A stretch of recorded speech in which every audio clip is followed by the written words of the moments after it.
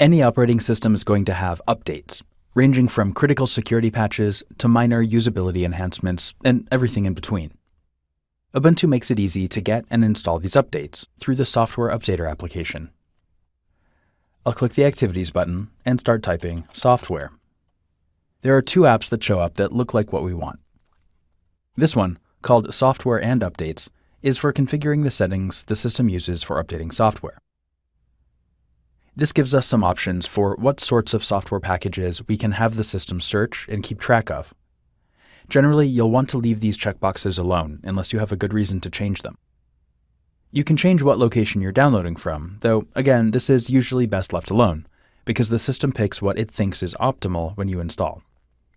Over here on the Updates tab, you can choose what updates to check for and when, and you can choose whether to install security updates automatically. That's generally a good idea. Over here under Additional Drivers, you can try to install different drivers for hardware your system has. Be careful with that though. Choosing a driver that doesn't work quite right can have consequences for your system and make it not start up correctly. Again, this is best left alone unless you have a specific entry and exit plan and an idea of what it is that you're doing. I'll close this now and open up Software Updater. The first thing the Software Updater does is to check all of the sources that it knows about to see if they have any new updates. These sources are called repositories, or repos for short. I'll move this window up and open up the details. Here I can see the available updates for the software I have installed. At this point, for me, there's not a whole lot, since 1804 was just released a few weeks ago, and I don't have much third-party software installed. If you're curious about what a specific update does, you can click on it and open up the Technical Description section.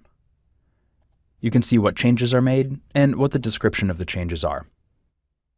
There's a Settings button, which launches the Software and Updates app we saw earlier. I've got some updates to install, so I'll click Install Now. If you want to see the details of what's going on behind the scenes, open up the Details window. This will show the progress of the downloads and then all of the details of the actual installation process. Watching this can introduce you to the sorts of things you'll see if you start working at the command line. Or if you don't want that kind of detail, just close the Details window. Depending on how many updates there are to install, the process can take a few minutes to complete. When the update's complete, the system will notify you. Sometimes you'll need to restart your system to apply updates.